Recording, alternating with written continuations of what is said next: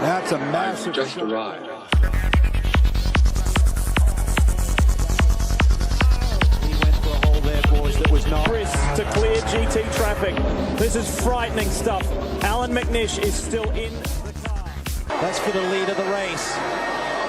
It wasn't there. I mean, we're talking about it. It's really difficult to see out of that car, and it just... Peter Aronson trying to get out of the way, but the leader is blocked. And there's contact, and that is blocked. And a huge race-leading car is destroying Marshall's.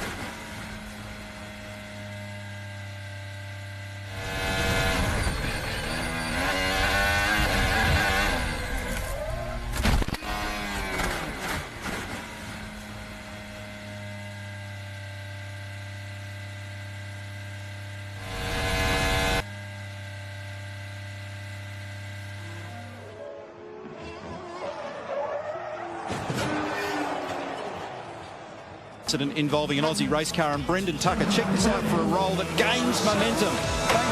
Can you count that? Actually, these blokes up here can't count for that sort of. Moving inside the car, he's going on the inside of Ryan Hunter-Reay. This reminds me almost of Dan Weldon's crash here in turn 3 and 4 quite a few years ago, and the car is up into the fence, which is almost reminiscent of Kenny Brack's accident at Texas quite a few years ago, guys.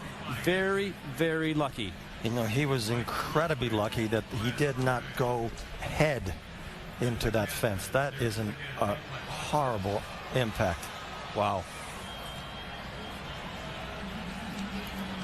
All right, let's go on board from Helio Castroneves' point of view. You can see Mike was trying for some reason to go on the inside. Wow, he almost collected Anna Beatrice. Now from Ryan Hunter-Reay's car. So you can see that he got hit on the inside and up over the top, and you can see Ryan Hunter-Reay moving his hands, and he looks up in front of him and he goes, my gosh, I can't believe that.